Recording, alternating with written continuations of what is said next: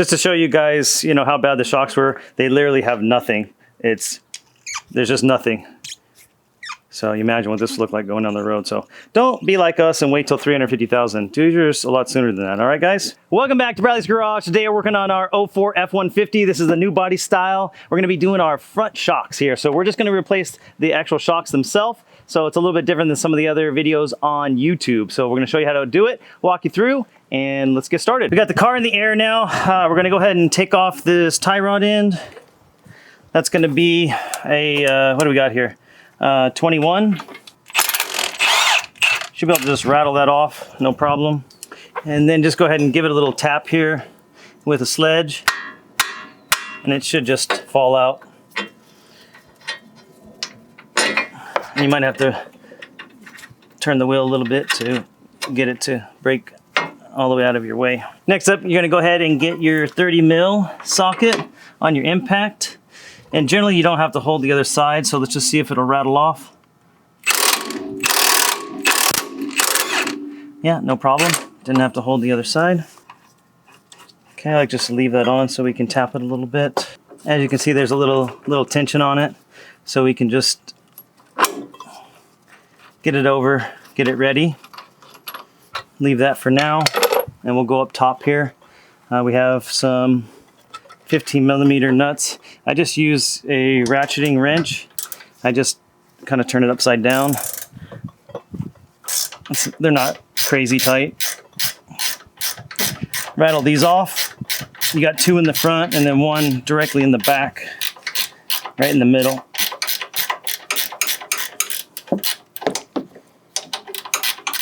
They're like nylock nuts, so you have to get them past the top of the threads there.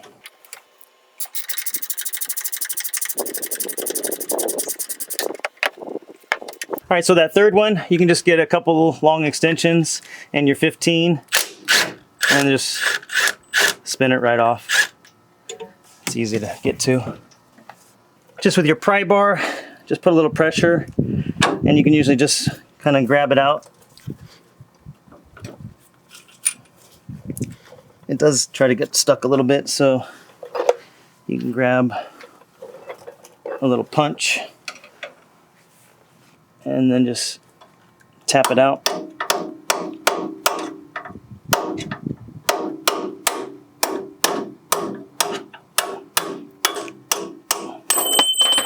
That is a big beefy bolt. And then you can go ahead. Now everything should be pretty loose. You have all your nuts off of the top of the strut. Just move your tie rod out. And then you can just simply slide it out. Now obviously this is a 2-wheel drive truck. If you have the 4-wheel drive truck, you're gonna have a boot right here. So you kind of have to shimmy this by the boot and try not to rip it. So just keep that in mind if you have a 4-wheel drive, but everything else will be the same. Get it out of the pocket there and then bring it out.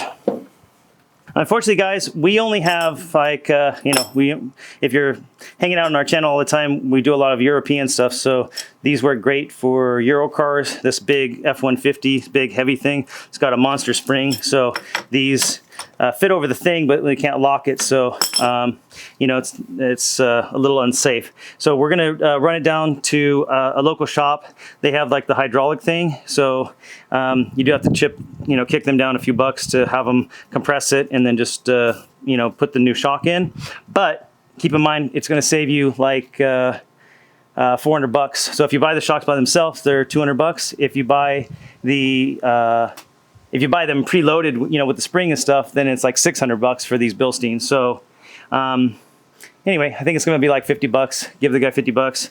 He'll compress the spring and we'll put on the new stuff. So let's go ahead and do that and we'll be back when we have it back assembled. All right, so like I said, we just gave the guy 50 bucks and he was able to do it for us. So it's up to you guys. You can do the, what do you call it, $350 more, or preloaded, ready to go. None of our stuff was bad. All the rubber looks good. Nothing ever happens to the lower mount. And then, everything was good. I don't have any corrosion. So there's no reason really to buy brand new stuff. The shock is all we need. So for installation, same as reverse. We're gonna go ahead and slide it in front of the tie rod, and then you just know that the little piece here with the two is parallel with the lower bolt. So the best thing to do is just get it up into position, and typically it's a little bit shorter. You know, it's not all stretched out as before. Everything's nice and tight, and then just get the holes lined up. And hopefully the guy lined it up straight for us, because then it makes it a little challenging.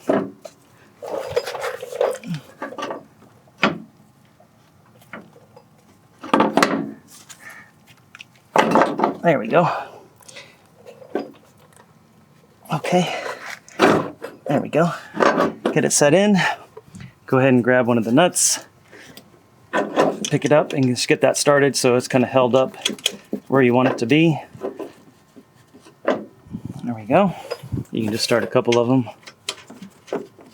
Get the two front ones going. So since we're going to reuse these, I'm just going to go ahead and put a little blue Loctite on the bolt.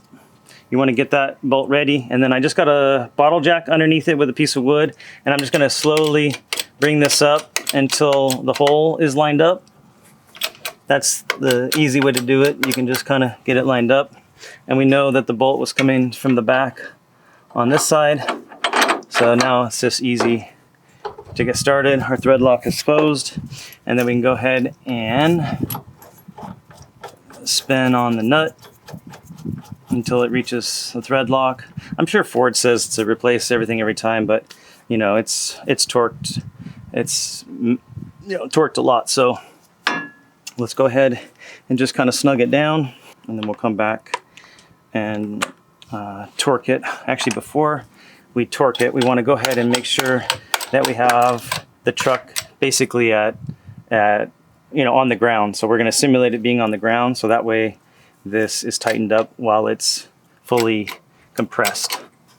So we're going to go ahead and go until we just start to lift the truck off the jack stand, like right there. And then you can grab your 27 for the backside, but generally, like I said, it doesn't typically move. So we'll just cinch it down.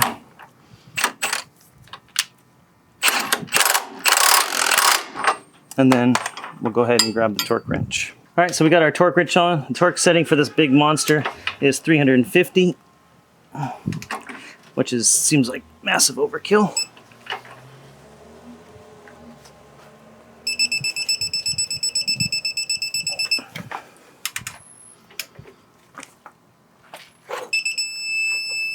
Our torque wrench only goes to 250, so if you hear it beeping, then you know why. I'm just gonna go.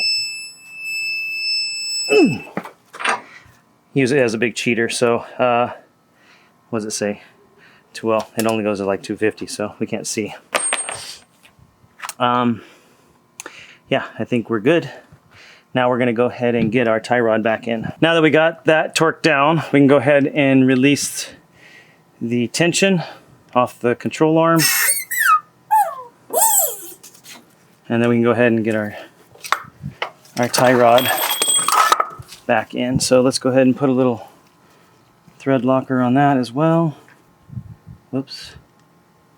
And then you just kind of have to turn the wheel a little bit to get it back in the slot.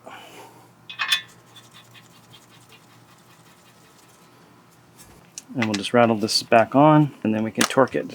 So this is a 21. Oh. Sometimes if it spins, generally you can just give it a couple taps to sink, you know, set it in there, and then you can usually spin it up. Yeah, it's not working, so. All right, so we can just go ahead and hold the top while we have that.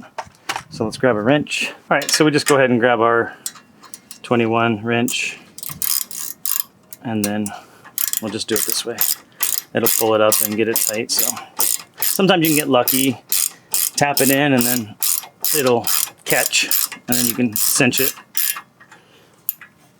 But once it gets tight, it has no ability to turn. So let's grab the torque wrench. Wheel likes to turn on you.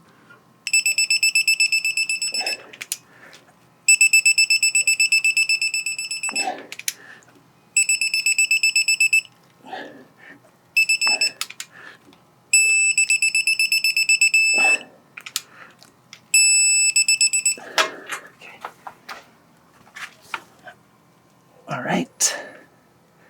Now we just got to snug up the top nuts. We're going to tighten up these upper strut nuts. These are just to 35. It's a little tricky with the fender liner, and you can't use a deep socket, so I'm just getting a stubby and then barely sticking my torque wrench in.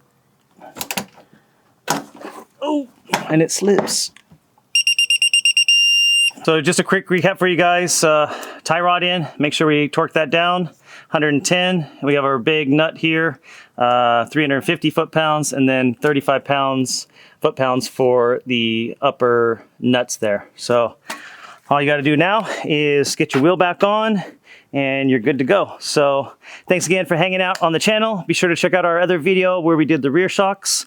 They're super easy compared to the front. So we'll catch you guys on the next one.